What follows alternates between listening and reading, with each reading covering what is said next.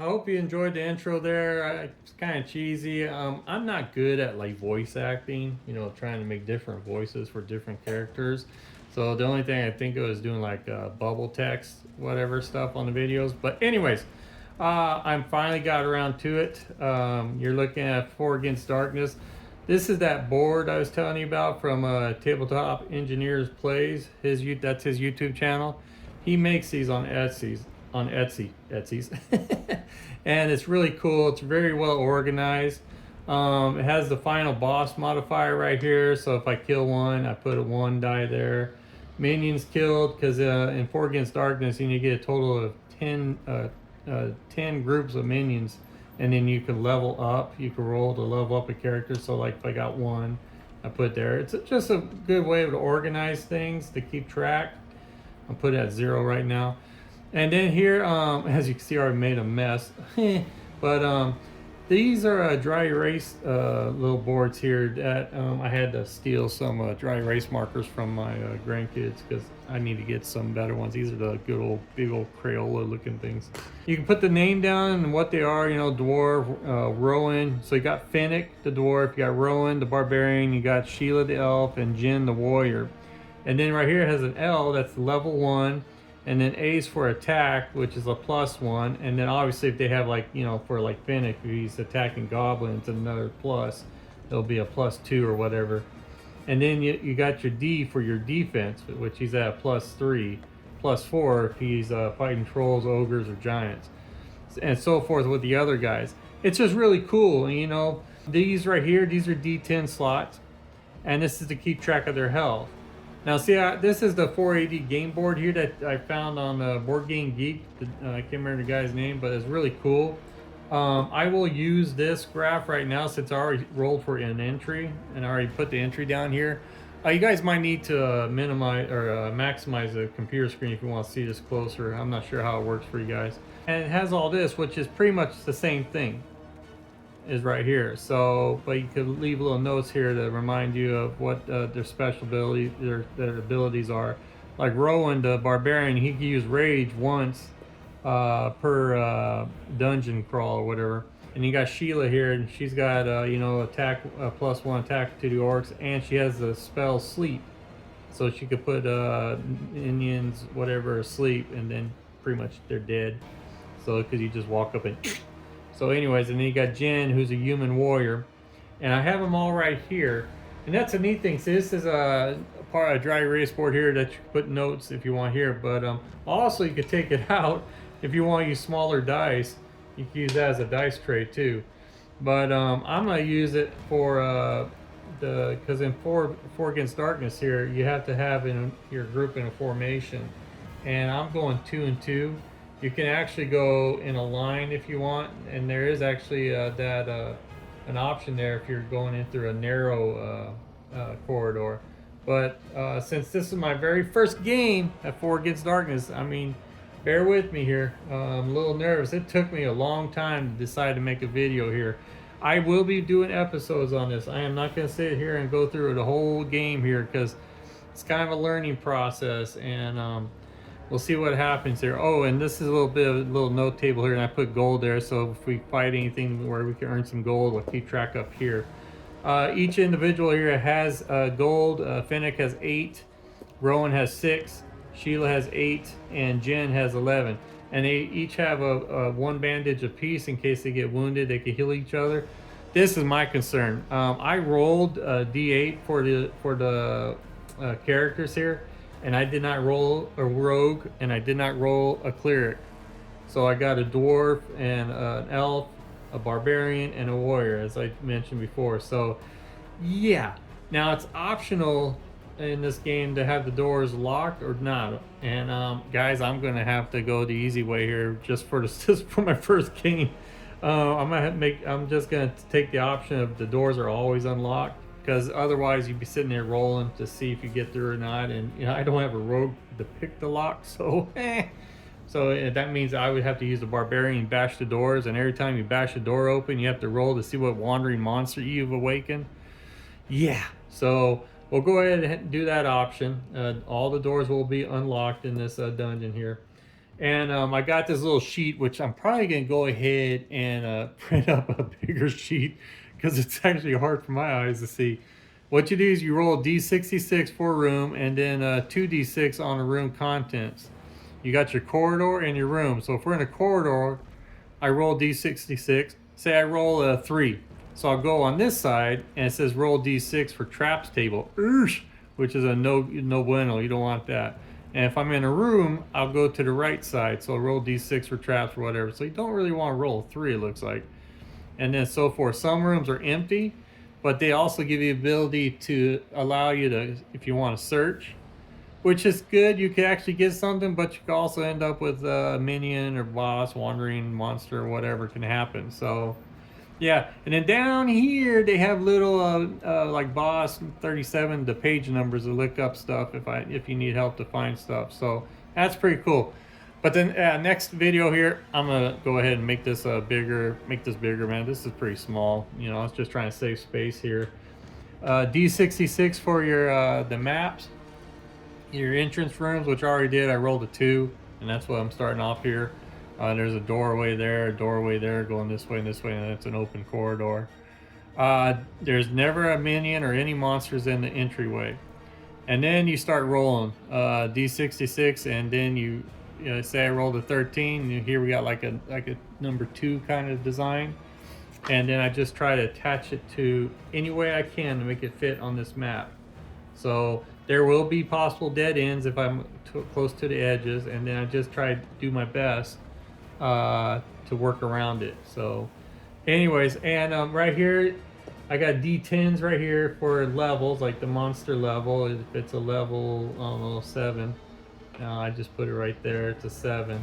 If there's say if it's a group of vermin or minions, and there's like, oh, I don't know, let's say there's 40, then I would do 40, and then keep track of how many I kill and so forth. So anyways, and then you got your attacks, the number of attacks, and your life points, which is the health of the monster or whatever. So it could have like a life point of 4, and if I hit it, then I always have to keep track of it down to 3.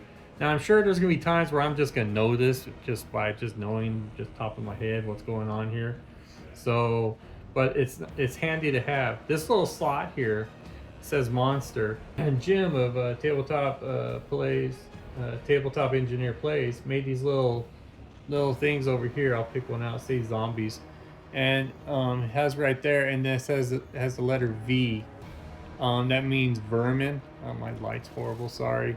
And you just slide it in there, and just to remind you, okay, that's what we're fighting in zombies. And then when you're done, actually it's a minion, not V. It's a letter M. And you just put it back, and then when you're done with it, you just slide it back, and then you go to the next room. Oh, we're fighting a Chaos Lord, a boss, so I put it in there. It's just it's just organized. I really like that. And then this square here is for bosses killed, so you put that there, and that tells you how many bosses you killed. That's your final boss modifier. Sorry about that. So modifier, yeah, I'm gonna have to look that one up. So all right guys, I hope I did a decent job. Some of you guys know when I'm interested in something, I'm like all in or not, and I went all in on 4 Against Darkness. There's a lot more supplement books out there, whatever, and I got a whole bunch of them, and I actually got one here, a book that's called the Crucible of Classic Critters. It's for outdoor adventures and forest dungeons and whatever. This one's a Woodlands Vermin table, and I roll a D6, and which I will roll a D6 here, and I'm only gonna do the vermins because we're level 1. Put that right here. As you guys know from my previous video, I made a little hex map, as the quest giver had said that we need to go to the Whispering Delves, which is just north into a forest here, the the Brindle Forest. So I'm going to roll a D6 here on our travels there and see what we encounter before we go into the delves. You know, and that's what I plan on doing and all this stuff. Now, I still am confused on the time to go through Hex. From what the 4 Against Darkness, the Adventurers Guild book, I could tell that they have like days. They go by days, 1 day through a hex, which I'm gonna do like a half a day if you're on the road, and then if you're just traveling on the hills and the marshes, forests, and plains is going to be a full day, and then the mountains will be like 2 days to get through each hex. Now, if you have a horse, which you can actually get horses, that cuts the traveling by a half. So you could go 2 hexes in one day and so forth. Again, this this is kind of a mishmash. I'm gonna go ahead and I have a hex maps with a bigger hexes on there, so I'm gonna go ahead and zoom in, and it'll be clearer to see what's going on here. So something else to look forward to. A lot of stuff in here. It's really cool. It's fun. I'm excited about it. It's pretty much like Dungeons and Dragons, and I hope you guys get a kick out of this. So I'm gonna go ahead and start us off by rolling a d6 and see what we encounter in the Brindle Forest. I just found out gonna do the Woodlands area content table first. So I'm gonna be rolling a d12 to see what we encounter in there. If we roll a 1, it looks like we encounter nothing. So, and also I just learned that the Crucible of the Classic Critters, for the minions and the bosses and weird monsters and all that, you just if our party, which is less than level 4, because that's what it was written for, is for level 4 and higher, I just -1 on the level for our crew, or -1 on the monsters and so forth. So yeah, bear with me, man. So, alrighty, let's go and roll d12 and see what we get here. I got a d12 right here. Let's do it. And we get a 2. Treasure found! Roll on the Woodlands treasure table. Awesome. Okay, I got this on PDF, so I'm gonna roll a d6 on the Woodland treasures table, and we get a 4. And that is roll on the useless spell scroll table, or 5d6 times 2 gold pieces. We're doing the gold pieces. This is funny, man. If I pick the useless spell scroll table, it's all jokes. I mean, like the first one, if I rolled a 1, delay chores. This powerful spell affects true reality, not just the game. When cast, show your spouse or parents the following lines. The present spell entitles you, the actual player, not your characters, to delay any chores or bedtime by exactly 1 hour so you can keep playing 4 Against Darkness. It can only be cast once per day. You got suicidal and you got soul piss. I love this. I love the last one. Roll 6. Universal annihilation. This spell, the most powerful to have ever existed, has never been cast yet. When cast, the entire universe of Norndal is destroyed. You must immediately burn all your 4AD books to cinders, delete all files, and stop playing. For the spell to be completely effective, you must buy all copies of the of the game you can find, including print-on-demand copies, and burn them too. For obvious reasons, every inhabitant of Norbadal will want to cast the caster dead. Unfortunately, casting a spell takes a year of chanting in game time, during which one of each. Oh gosh, I'm sorry guys. That's hilarious, man. This guy's awesome. So, alrighty, back to the game. Okay, 5d6 for gold. Come on, roll high. And we get, ooh, there's 6 plus 4 is 10. 5 plus 3 is 8. Plus 2 is another 10. So we got 20. So, we got 40 gold pieces. That'll work. Alrighty, so I'll just put down 40 gold right here. Boom. Just put number 40 with the comma, and we'll just keep on counting. Alright, Fennick's Delvers have reached the Whispering Delves, actually richer than they expected. So that was a pretty cool roll there. And we are now in the entryway here, and there's no minions, as I said before, nothing in here, so it's a safe place. There's a door, there's 2 doors. We got one right here, and we got one right here. We're gonna pick this door right here, so let's go ahead and roll a d66. And the black is the 10s, the red is the 1s, so they rolled a 61, and we're looking at drawing. Oh, there's gonna be a big old rectangle here with 3 doors. Wow. Since it went directly into a room, we don't have to roll for a corridor, so it's what, 1 2 3 4 5 6, and that door, this door might go into, we don't know what it's going to go into, but right now it looks like it's going into a hallway. So 1 2 3 4 5 6. So we go draw the wall here, and then we go, what, 3 squares over? 1 2, and there's a door right here. And then we go all the way back down. 1, 2, 3, 4, 5, 6. And that's it. So there's our first room. And what's in that room? We roll a 2d6 and find out. And we get, it's 11. Okay, that roll of 11, it says roll d6 on the boss table. And +6 on d6 is the final boss.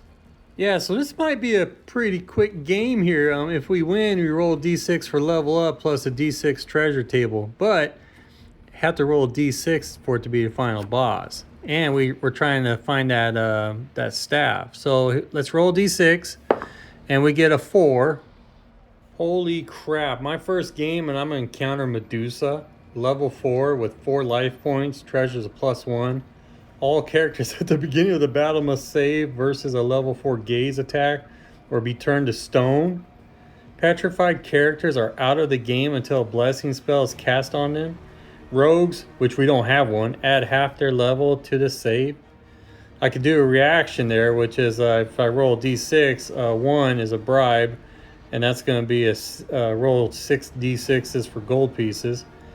2 could turn out to be a quest. 3 to 5 is fight, and then roll 6 is fight to the death. All right, before we begin, let's see if she's the final boss. I need a 6, and she's not. Okie dokie. All right, now we got a roll to avoid the Medusa gaze of stone. Anyways, all right, Fennick. Now this is saving, so that means you can't use your defense modifiers at all. It's just you got to roll 4 or higher. All right, Fennick, here we go. And crap. Fennick's out of the game. He's stone petrified. He's just gonna sit there. Well, he's not gonna make a noise at all. Next is Rowan the barbarian. Need a 4+. And yes, thank you, Rowan. Rowan passed. Okay, Sheila's next. Need a 4+. Come on, man. I can't have my first game there all stoned to death. And Sheila passes, yes! And now let's do Jin. We're on a roll here. Come on, Jin, need a 4+. And, oh! Dude, this is how I'm gonna be introduced to this game? So, it's awesome. So, what I'm gonna do, Fennick, we're gonna put him right up here. That's to signify that he's stoned. And then Jin, the warrior. Oh, man, I'm gonna put her over here. And that shows that she's stoned and out of the game. And that only leaves Sheila and Rowan. I don't know if I could fight or do I flee here. I'm not sure how this works out. I mean, do I just go out swinging here? Dude, I only went to one room and I got a boss. I mean, in a way that's cool because that might make the quest quicker. We might end up with the staff, but when it's Medusa? Level 4 with 4 life? No, dude. Oh man, oh man. I looked up in the back here of the book of Four Against Darkness, and we are going to flee. We're gonna run away. Well, not really run away. It's called withdrawal. And the withdrawal here, if I could find it, I had it marked. And now I can't find, there it is. Where we can leave the room, slowly retreats to any room at its back, slamming the door shut and leaving the monsters on the other side. Make a note where the monsters are. They still will be there when we enter that room. But withdrawal is possible only when characters have a door to slam shut between themselves, which they do. During the withdrawal, the monsters get to strike once at the characters, but the characters have a +1 on their defense rolls.